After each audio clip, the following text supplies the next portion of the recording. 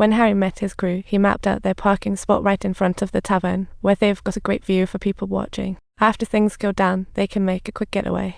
Harry set up a secret code. If you see me outside, just raise my bag like it's a trophy. I want you to pass on some good news to Ricky while I have backup. Meanwhile, his crew is all set, locked and loaded, keeping an eagle eye on the tavern.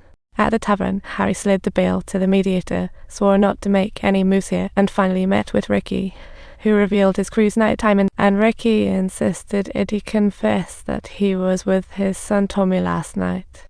The mediator nudged, but Ricky was having none of it. Ricky demanded either his son back or a deeper collab with Harry. See, if not, it's anyone's guess how this ends. Harry promised to have a heart to uncover the truth. Ricky set Harry a deadline, results by noon tomorrow. They discussed terms. Harry immediately called Conrad to ask if they should take out Ricky, keeping him in the loop about Ricky's moves, especially as he heard Ricky sconeered. Time to make your own decision right away. It's in 6 minutes. Approximately for 3 seconds, it gets stuck. Stuck on. Turn it off. To avoid any questions and keep the pup alive, Conrad asked his wife Maeve why they were calling off the hit. Maeve thought Ricky had no evidence, didn't know Thomas' whereabouts, and most importantly, wanted to witness his downfall. Tonight's secret family meeting was all about their recent fentanyl business. As family stalwart Archie greeted Conrad, Maeve felt something was off. Don't take my word for it, just look at his face. And when F was mentioned, Conrad's ears were ringing. So he casually mentioned fire-related things, luring Archie in.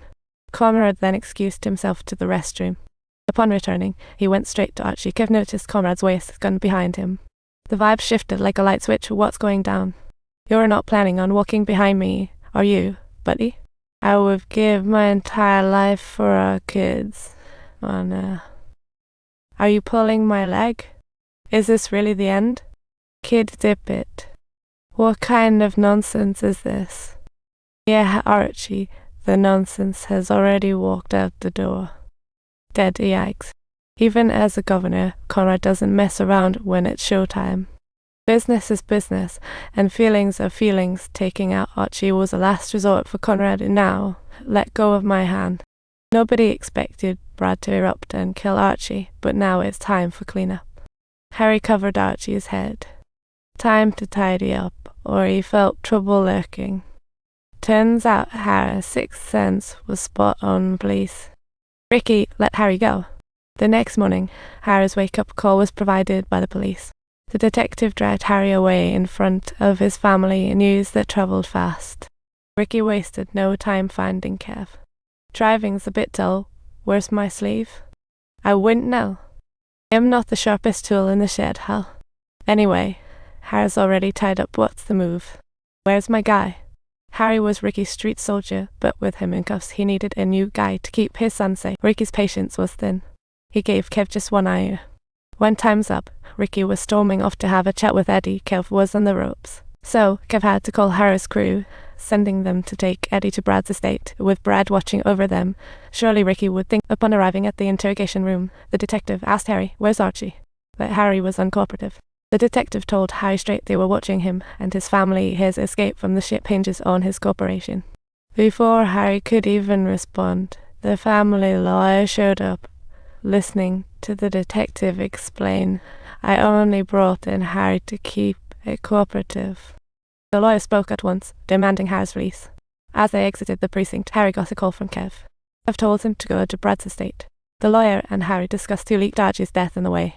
If there's a traitor in the family, they'd better screen carefully. The detective arrived at the secure area, its walls covered with photos of Harry and family elites, including his. He told those nearby that Harry, the family guardian, had to find them all. The police didn't know who leaked the info. Meanwhile, the family picked up Eddie, but an uninvited guest followed. As they travelled, something else appeared besides a motorcycle. Subtitles, a grey BMW was there too, both sent by Ricky. He phoned his men, telling them to grab little Eddie. After receiving the phone call, his subordinates immediately took legal action, but the members of the family were entirely unaware of it. Realizing that negotiation was impossible upon seeing the family members, he quickly got in his car and prepared to drive away from this place.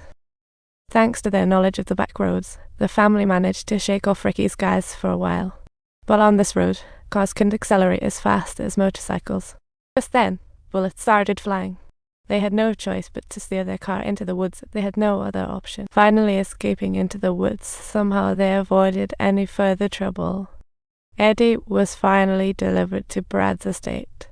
At the estate, Maeve greeted Eddie with open arms like she just found a lost puppy. Maeve was all smiles for Eddie, while Brad joked, "These innocent little working gals are something else." Every morning, thanks. He chuckled about those ladies from last night. They seemed run over. Maeve warmly greeted Eddie.